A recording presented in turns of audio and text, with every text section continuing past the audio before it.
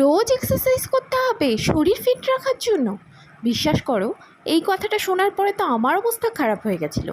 কিন্তু আমি তো সিদ্ধান্ত নিয়েছিলাম যে শরীর তো আমাকে ফিট রাখতেই হবে, তা যাই করতে হোক না কেন।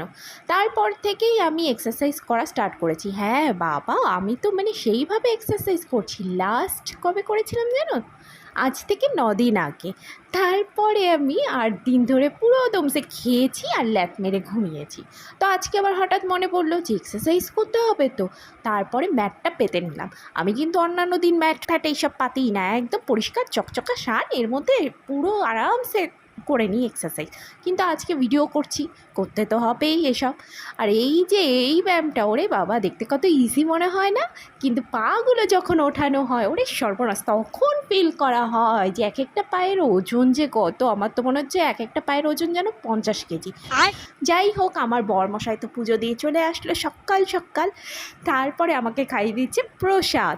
তারপরে উঠে পড়লাম। আর ব্যায়াম করে কি হবে, আগে প্রসাদ তো খেয়ে নিই। একটা সন্দেশ শেষ করার পরে বরমশাই আর একটা হাতে গুঁজে দিয়েছে, তো কি আছে, আজকে খেয়ে নিই, কালকে থেকে আবার এক্সারসাইজ করবো। জানো তো, এই করে আমার আর এক্সারসাইজ করাই হয় না। তো তারপরে কিন্তু এই যে ম্যাট ফ্যাট সব কিছুই আমি গুটিয়ে নিলাম। আর কি হবে এক্সারসাইজ করে, অনেক করেছি, 10-15 মিনিট তো হয়েই গেল, অনেক ফিট হয়ে গেলাম। মাম্মাম কিন্তু আজকে স্কুলে যায়নি, ও স্কুলে প্রোগ্রাম ছিল বলে বাড়িতেই পড়াশোনা করছে। আর তারপরে দেখো দুপুরবেলা আমাদের বাড়িতে যেন ঢুকেছে নাগ মহারাজ, ওরে সর্বনাশ। তাও আবার আমার মাম্মাম যখন খাচ্ছিল এই টেবিলে বসে, জানো তো, ও পাটা দিয়ে রেখেছিল নিচের টেবিলের তাকে, পায়ের নিচ থেকে শানের মধ্যে দিয়ে যাচ্ছে। তারপরে তো চিৎকার করে আমার কাছে দৌড়ে ছুটে এসছে। আমি তো ঠিক বুঝে গেছি যে এইরকমই কিছু একটা হবে, ঠিক বোধহয় এই মহারাজ ঢুকেছে। তো যাই হোক, তারপরে তো বুবাইকে ফোন করলাম, আমাদের পাশের বাড়ির দাদা এসে এই যে বের করছে, জানো তো। আর এই যে আমার বীর পালোয়ান বরকে দেখো, টাওয়ারের উপর থেকে দাঁড়িয়ে দেখছে। হ্যাঁ, তো এই যে এখানেও কিন্তু দাদাটা বলছিল এর মধ্যে ঢুকেছে কিনা খুঁজে পাওয়া যাচ্ছিল না, জানো তো। তারপরে তো এটাও পুরো ভেঙে দিতে বললাম, যে বের করতেই হবে, এটাও ভেঙে দাও। তারপরে তো ভেঙে দিল নিচটা, যদিও বা এটা খারাপ হয়ে গেছে। তারপরে দেখো আমার সেন্টার টেবিলের অবস্থা, সব কিছু খুলে টুলে তারপরে বের করা হচ্ছে। তারপরে শেষে দেখা যাচ্ছে ওই কর্নারের দিকে আছে, একদম সরু লম্বা, জানো তো, একদম আঙুলের সাইজে। তারপরে তো এই পাইপের মধ্যে ঢোকানো হচ্ছে। এই ধরো, দেখ কেমন ছেড়ে দিচ্ছে, এটা আর একটা।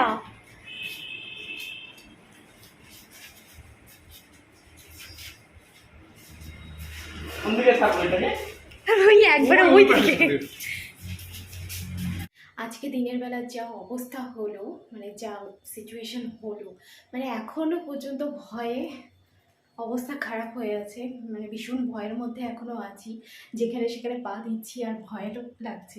বুবাই তো দোকান থেকে আসার পরে সিঁড়ির ওখান থেকে যে আসবে, পুরো একদম পা দেখে ফেলছে, জানো তো, এমন অবস্থা। আমাদের সবারই একই অবস্থা, জানো। ভাগ্য ভালো যে জিনিসটা পাওয়া গেছে, নয়তো তো আমাদের রাতের ঘুম পুরো উড়ে যেত একদম। আজকে যা অবস্থা হতো, আমরা শেষ প্রায়। নিচের তলায় তো থাকি আমরা, নিচতলায় থাকি, তো এই জিনিসগুলো আমাদের বাড়িতে এই দিয়ে 3বার হলো, জানো তো, 3বার। এটা ছিল সব থেকে না, মাঝারি সাইজের এটা ছিল। আর যতবারই ঢোকে না কেন, প্রতিবার মাম্মার চোখেই পড়ে, জানো তো। আমার চোখে পড়ে না, কিন্তু মাম্মারই চোখে পড়ে। তো আজকে রাত্রিবেলা দেখো আমি করলাম হচ্ছে মাখা ডিমের ঝোল না, জল দিইনি, মাখা টাইপের। বুবাই বললো শুকনো ডিমের হচ্ছে মাখা করো আর কি, কষানো ডিমের।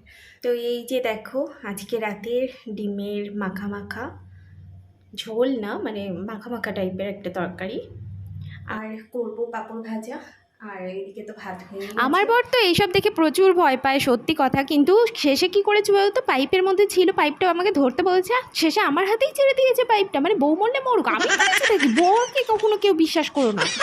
বরমশাই দোকান থেকে আসার সময় রাত্রিবেলায় কিন্তু সবজি বাজার করে নিয়ে চলে এসছে, কেননা সকালবেলা তো ওনার আবার টাইম হয় না, কুম্ভকর্ণের মতো তো অনেকক্ষণ ঘুমাতে হবে না, তার জন্য রাত্রিবেলায় সকালের কাজটা সেরে নেয়। আর সবজিগুলো কিন্তু এইভাবে আমি বাইরেও রাখতে পারি না যে সকালবেলা আমি গুছাবো, আমার কিন্তু রাতের কাজ রাতেই করতে হয়, নয়তো কিন্তু বাবা সকালবেলা আমি আর এই সবজি একটাও কিচ্ছু খুঁজে পাবো না। সব কিছু নিজেদের স্টকে রেখে দেবে মহারাজ। আর সবজির মধ্যে এই মোচা, আমার বর যে এত বাজার থেকে মোচা নিয়ে আসে, আমার কিন্তু খেতে ভালো লাগে, কিন্তু মোচা রান্না করতে আমার যা বিরক্তি লাগে। কিন্তু আমার বরমশাই তো মানে মোচা না পেলে পুরো বাজার ঘেটে নিয়ে আসবে। কেন বলো তো, আমাকে তো শায়েস্তা করতে হবে না, মোচা করতে তো অনেক খাটনি লাগে। তো ফাইনালি দেখো আমার ফ্রিজ গোছানোও হয়ে গেছে। কেমন হয়েছে বলো, এটা আর কি বলবে। ভেবেছিল যে এই যে এখানে যে ফাঁকাটা আছে না, এই ফাঁকাটার এইখানে বোধহয় ঢুকে গেছে, যার জন্যে এইটাও পুরো ভেঙে দিয়েছে। তো আজকের মতো ভিডিওটা এই পর্যন্তই ছিল। কেমন লাগলো অবশ্যই কমেন্ট করে জানিও। আজকের মতো এখানে টাটা।